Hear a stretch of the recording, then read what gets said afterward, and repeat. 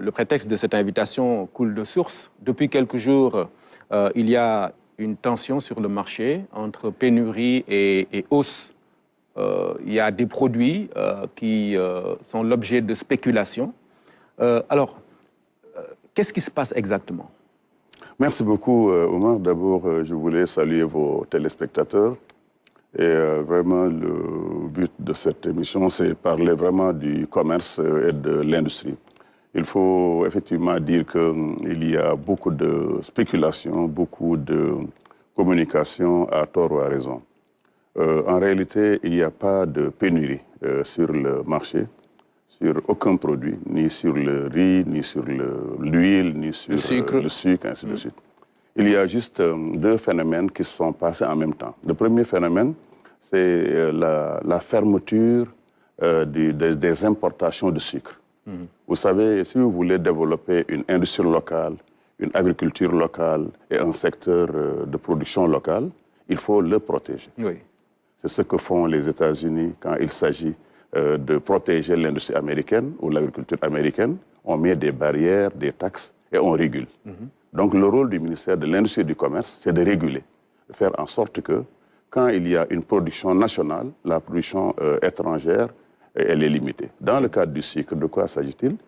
D'abord, il faut savoir que depuis le mois de juillet, la compagnie sucrière, qui est notre seule industrie de sucre, elle a en fait fermé pour des raisons saisonnières. Chaque année, c'est la même chose. Oui. Et le sucre a un cycle à peu près de 11 mois.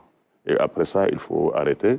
Et le temps de reprendre, ils reprennent. Depuis donc, novembre, ils ont repris.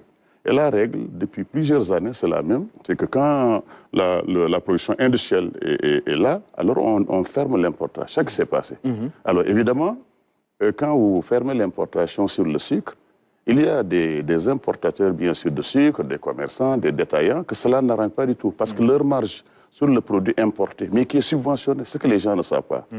Effectivement, ce produit, il est moins cher à l'entrée.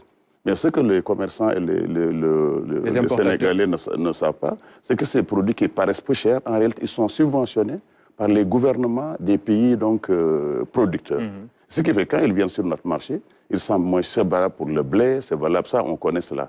Donc, quand ces produits on a décidé de fermer le marché, évidemment, ça crée des frustrations.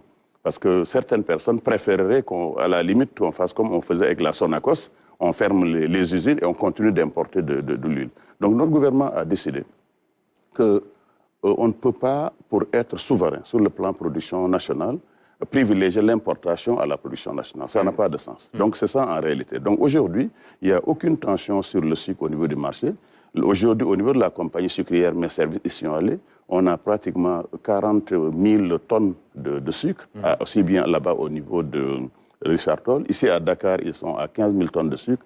La production, la consommation sucrière au Sénégal, c'est entre 20 000 et 25 000 tonnes. C'est vrai que pendant le Ramadan, ça monte à 30 000, 35 000 tonnes. Voilà la D'accord. C'est vrai que la CSS s'est expliquée en rassurant que